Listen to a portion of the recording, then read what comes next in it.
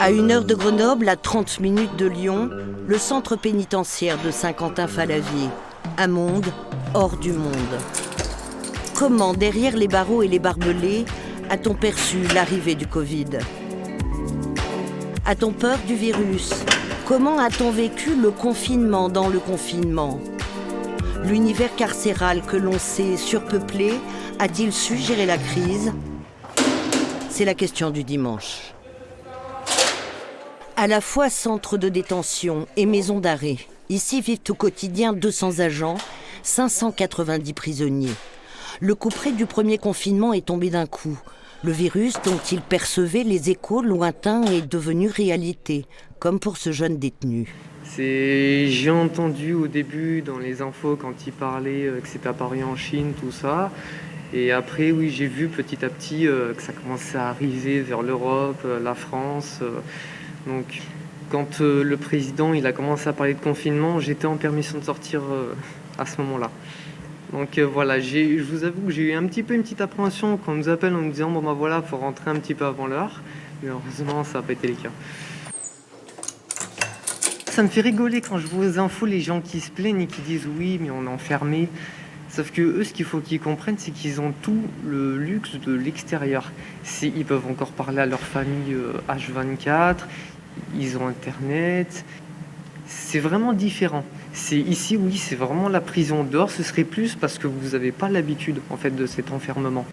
L'enfermement qu'il a fallu repenser.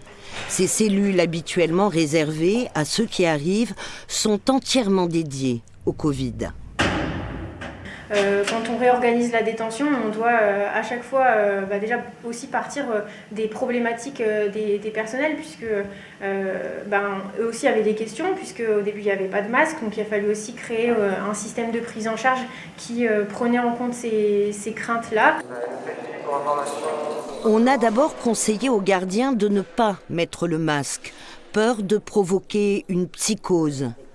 Une mauvaise idée selon les syndicats. Les détenus, par exemple, avaient peur d'être contaminés par les personnels pénitentiaires, puisque ceux qui allaient et venaient de l'intérieur vers l'extérieur, et vice-versa, c'était des personnels, des intervenants. C'est les détenus eux-mêmes qui se sont étonnés et même ont revendiqué le fait qu'il fallait que les personnels portent des masques, puisque c'est eux qui venaient de l'extérieur.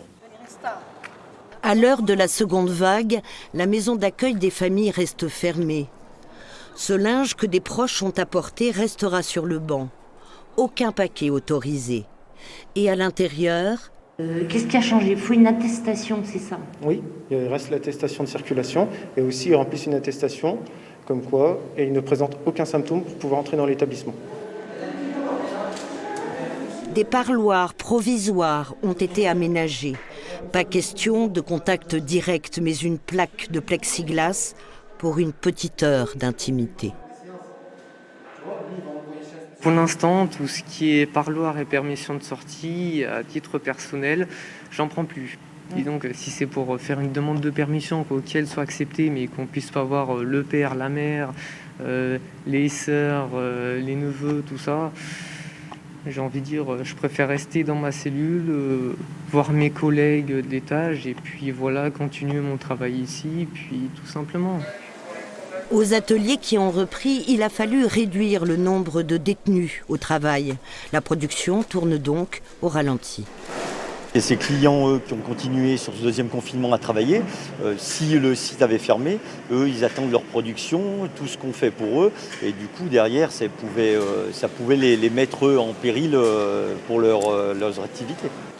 Le sport est de nouveau possible en extérieur, mais ce jour-là, personne n'y aura droit.